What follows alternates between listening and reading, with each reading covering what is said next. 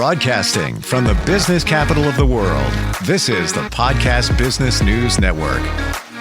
And welcome back, everybody. Yeah, the holidays are upon us, and for some, it's a joyous, fantastic occasion. For others, you just want to get it over with as soon as possible. We're going to help you navigate through that. There's so many different things happening, logistics, emotions with the holidays. And with that, we call upon a professional. She's an amazing life coach that's helping people navigate through self-improvement, relationships, even dealing with grief, which could be one of the reasons why somebody may be saying, I don't want to do the holidays this year, and so much more. And it's great to have her back with us. Dawn Manderfeld is on the program. How are you doing today? I am doing good, Steve. How are you?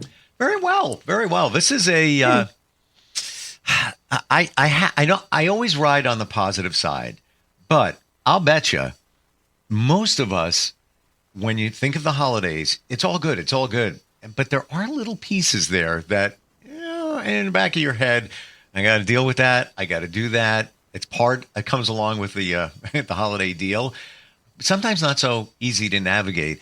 Why don't we start with a change in life and maybe an empty chair at the table, or just a change in relationship or situation. I'm sure that you've heard that from people that you work with. I've heard it and I've lived it.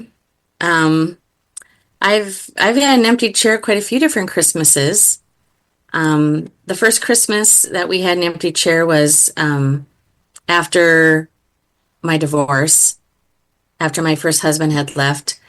It just took Christmas and the holidays in a whole different direction, because everything that you had known for almost 20 years was now you had to create something new.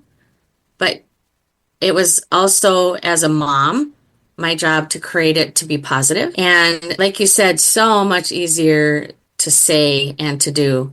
And it's so much easier to give people advice on that, but it's not so easy to take my own advice. Mm-hmm.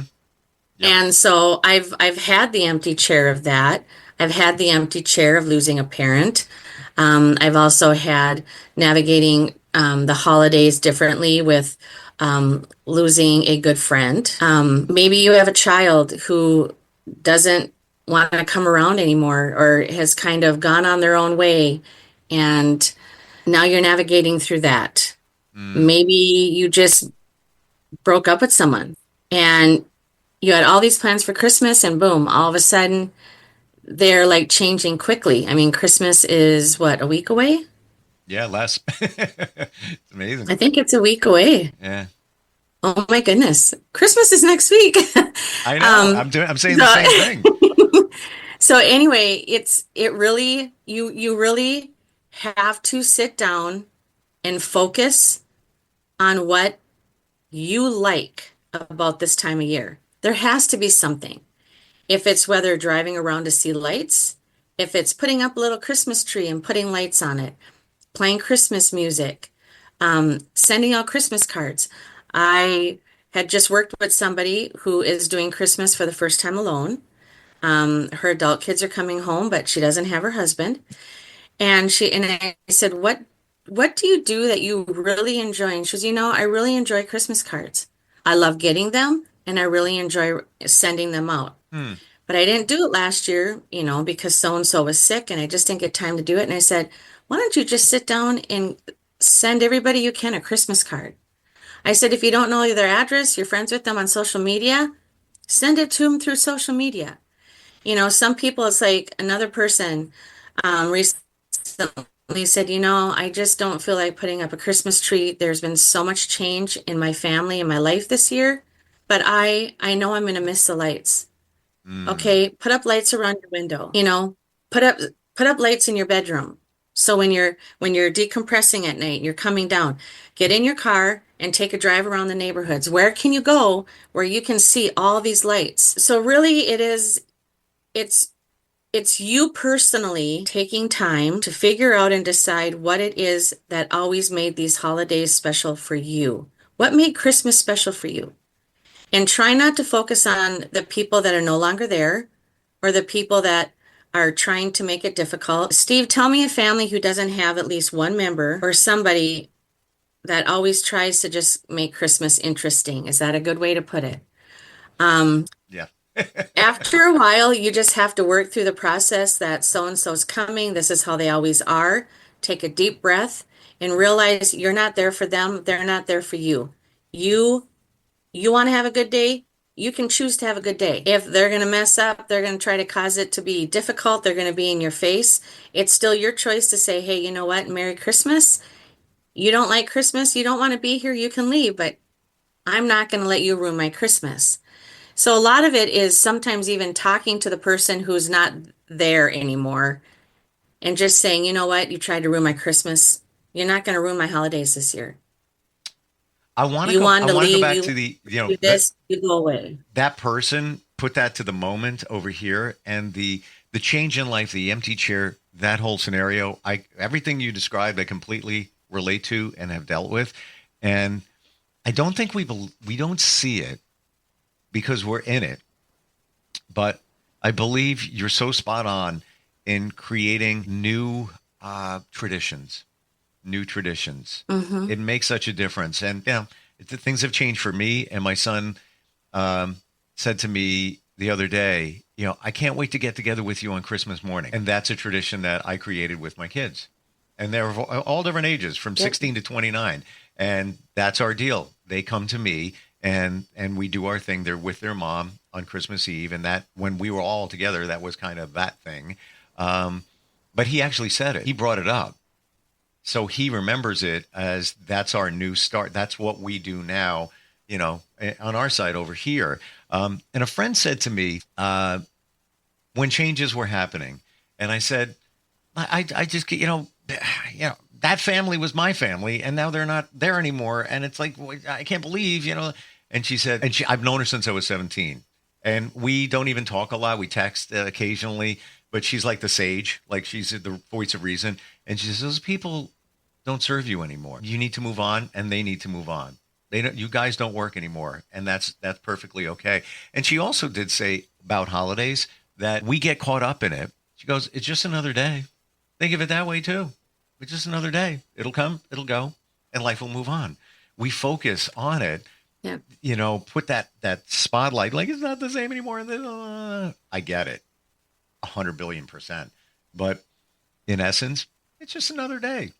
If you look at it that way and you don't put that weight on it and on yourself, I think that can help some of us move forward. And it actually can be fun making a new tradition, Yeah. you know, because there's there's so many ideas that you may have had in the past, but they just didn't fit in or they didn't work. Mm. Or who are you going to be spending the holidays with or Christmas? Ask them what they would like to do. What would they like to do new this year? That's a And good idea. if it goes well, then you may have just started a brand new tradition that you guys may love to do every single year from now on, Yep. But don't be afraid to ask for ideas. Don't be afraid to ask friends who have maybe gone through it, different changes. Newness is good when it is focusing not completely on your situation, but on how you can make yourself and those around you positive and happy. And that is easier to do than what people try to make it out to be. It really isn't that difficult, but a lot of people can make it difficult. Yeah. And that usually is you yourself. You yourself, I, me. Um, we we get so in a mindset of how things have to be and what the expectations are that if we want to throw something new in there, you may be pleasantly surprised that they may be more than willing to put something new in there too. And they may be ready for a change. Mm. It is okay to do that. And looking at the opportunity, look at it as an opportunity, as instead of looking at it as something that is missing. So yeah, we got a fresh slate Yep. here. We can do whatever we want, come up with new ideas. Exactly. But Yes. we dwell on, but it's not the same. It's not the same. If you listen, I don't have a Christmas tree up this year. Okay, why? My daughter said she saw on TikTok that it can be harmful to cats, and I was like,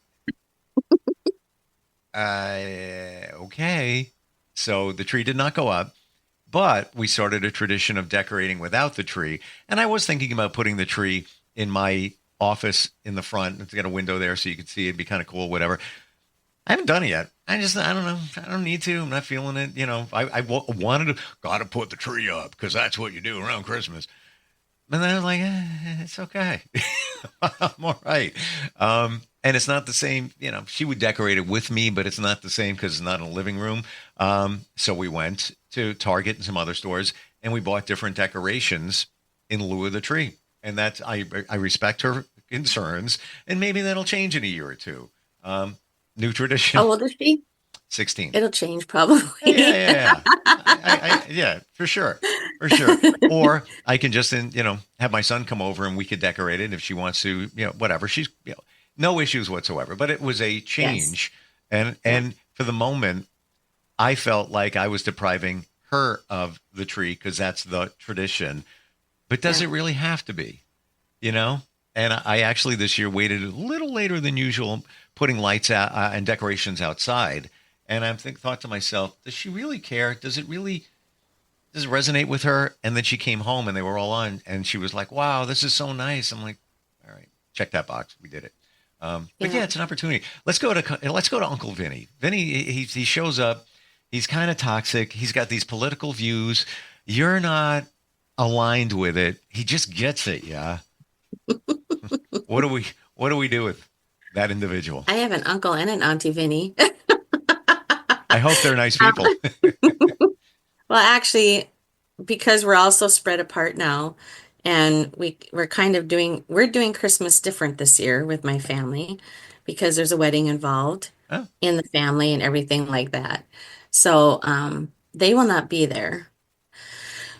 But there again, how many years have you dealt with it? What do you know that they're always going to put it in your face, what they're always going to say? Mm. And are you okay with just saying, you know what, you need to stop? I don't want to go there. This is not the place. I want to have a good, fun day today with the family. And I would just really appreciate it if you would not bring that up. That may be easier said than done because they may be very strong-minded people. And a lot of times those people, it's all about them too. And so sometimes literally what you have to do is look at them and say, this is not about you. It is not about politics. It is not about your views. Today is a family day to celebrate each other, to love on each other, and to be thankful we have another year as a family. Yep. Yeah. And sometimes it just takes one person to be bold enough to say that. But then, hey, what if it's already been said how many Christmases in a row? What if it's already been said over and over and over and over again? Sometimes you personally have to tune them out. Yes. Don't respond to them. Mm-hmm. Literally, yes, I'm saying this. Ignore their comments, ignore their political views, and don't interact with them. Yep. Sometimes that is the only choice that you have. And it's okay. You don't need to satisfy them. I love that. And they just want to be heard. That's all it is. So my feeling is when they start in with their political views, whatever, and they don't agree with yours, you don't agree with theirs, we just turn to them and say, it's a really interesting point, and walk out. Yep. Yep. They were heard. You're not agreeing. You're just, that's an interesting point you have there. Yeah. You know what? I want to go get more of those delicious rolls. I'll be back. And then just walk. Well, exactly. It's you need to stop engaging because the more you're engaged, the more it's going to fuel them. Right. And then it's going to not turn out good. Right. Yeah. We want to just get back at them. And as I get older, and my mom has since passed, I think of all the things that she used to say. And as a kid, you'd be like, whatever. Yeah. Right. In my mind, you're old. What do you know? And now I look back at it. You're doing the same thing. Or hearing those things in my mind, but they were right. Yes. And one of them was take the high road. Just always take the high road. As, a kid or in my 20s, like, what is the high road? What does that really mean? Now I get it. So you're taking the high road by telling Uncle Vinny, great opinion. Yeah, interesting what you have there. And just move on. That's it. If you're taking the low road by engaging and, debating and getting angry and letting them get at you. So just, move on, walk on. Sure. Yep. So what are some of the other things that we need to understand and accept with the holidays or navigate through? Everyone's different. Everyone's going through something different. But if you as a family can make the decision that this is the time that you guys are together to just love on each other, encourage each other, and to realize that you're blessed to still have who you have sitting at your table or sitting around your tree, or in your case, sitting around your decorations, sitting around your lights. A lot of times, I know families who really haven't had loss yet. Like their grandparents are still there, their parents are still alive, they have all their siblings, no one in their family has been divorced. Grandkids are there, their children are there. And I have a couple friends like that, and they don't understand. I'm trying to think of the right way to put this. Every Christmas is not always going to be the same, and if they haven't experienced that type of loss of anything, they're not going to get it. So when you explain to them, I'm really kind of stressed at Christmas this year. I have, there's just some changes going on. I really want to have the joy and the excitement for my family, for my kids. But I'm just really having a hard time trying to figure out in my mind how to do that. Be careful who you share that with, because you may have a best friend that has never gone through loss of any kind. Yep. And they're just going to tell you, you know what, knock it off. It's Christmas. Be happy. You're with your family. You just need to be happy that you're with your family, and you can't overthink this. And yeah, you are going to overthink it. Yes, you want to be happy with your family, but you're kind of nervous because you don't know what the changes are that are going to happen when everybody shows up. You don't always know the comments that people are going to make when they show up. And so you really can't be prepared all the time. But what you can do for yourself is just say, I'm really not sure how I'm feeling this year with that, because that happened, or because so-and-so's are not here, or, because this is going on. There again, maybe it's a bad report in your health or one of your family members, and they're going through some very, physical things with their health. Be okay with being okay to not really know how it's going to turn out, but just love on each other anyway. Maybe they want to talk about it. Maybe they don't. You don't always have to give advice. You don't. Sometimes just sit and listen, and memories. Always bring up the good memories. I would like to believe that everybody has good memories from Christmases long, long ago. But, some families just really don't have a whole lot of good memories. Be the one to make a new memory. Sometimes there really is not an answer for the situation that you're in, but you have to be okay in your own mind, and you have to be okay with not knowing what advice, or not even knowing what to say to someone. Just say, I love you, and I'm so glad you're here. I'm really sorry that that's going on, but you know what? I'm glad you're here. That's great. It really is. And we always want to connect and use phrases like, I know how you feel. Even if you dealt with the same type of loss of the same family member on your side, whatever it might be. Honestly, you don't know how they feel. You don't. There's so much truth. There's so much truth in what you just said. We mean it. We come from a good place when we say those things, but yes. And in theory, it sounds good, but we don't know. I want to go back just for a moment to the conflict, right? Is it reasonable to think when there's conflict during the holidays to remove the emotion from it, and just, if you need to, roll on the facts? An example, I remember there was one time where my ex-brother-in-law, there was something that happened, and his son, my daughter, involved, another part of the house, and he was standing up for his son. And I'm like, that's not what happened. That's not what my daughter said. And she's pretty honest. And he was pushing it. And I said, we have security cameras. Let's go to the camera. And that proved it. So my point here is, I didn't fly off the handle or anything. I just took the emotion out, go by the facts. Here's the facts. What do you say now? Yep. And just leave it at that. So is it a bad thing to remove the emotion? No, because that's sometimes you need to. I mean, we all have emotions and things. And like I said, our feelings may be valid, but they still may not be the right feelings. Yeah. because you don't always know the facts, you don't always know the truth, and depending on your maturity and your age level, your feelings are going to change drastically. You can't always go by your feelings. You can't always go by your emotions. Are And feelings, so, just at that point, are feelings the same thing as emotions? I know I'm getting deep here, but no, I like when you get deep. Emotions and feelings are different because a feeling is what we choose. An emotion we can't always control. Um, Emotions can come and they can come out of nowhere and sometimes for no reason, and we don't understand why, but eventually we will know where that emotion came from. A feeling is what you choose, kind of like a fence. I People get you. choose a fence. You choose a feeling. I'm going to choose a feeling to be upset with you today because I didn't like what you said to me and I didn't like how you treated me. And a lot of it is, I would say about 60% of our feelings is something that we are choosing to not address. And so we're choosing that feeling because it works best for us. But yet we don't want to address the reason why we have that feeling. And should I really be feeling that way? Gotcha. Yeah. It's almost as if you feel that Uncle Vinny's a jerk because Uncle Vinny is saying something about a family member, whatever it might be, and it's hitting an emotion. Maybe somebody that's no longer there, or whatever it might be. But you choose to think that Uncle Vinny's a jerk because you choose to feel that Uncle Vinny's a jerk. Might not be a jerk. It's like you're choosing. We're out of time. We could there's so many things here going on that we could talk about. But if somebody's dealing with something, Dawn, what's the best way to find you?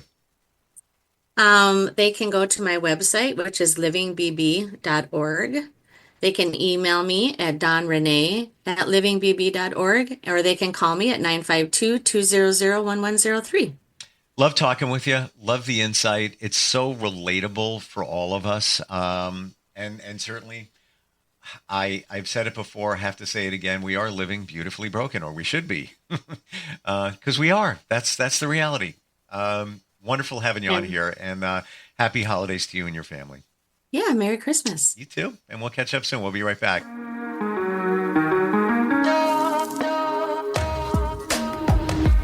Broadcasting from the business capital of the world, this is the Podcast Business News Network. What I know about courage, I learned from my adoptive mom. She said sometimes you just gotta hold on and know we'll get through this. Mom, we are so high up. Hold my hand. No, you hold my hand. Here we go. Learn about adopting a teen from foster care. You can't imagine the reward. Visit adoptuskids.org to find out more. I learned patience from my adoptive dad. All he had to say was, "Hey, you got this. Just breathe." Hey, we're pretty good. yeah, Might have to start a band. I got it. Learn about adopting a teen from foster care. You can't imagine the reward. Visit adoptuskids.org to find out more. This message is brought to you by Adopt US Kids, the U.S. Department of Health and Human Services, and the Ad Council.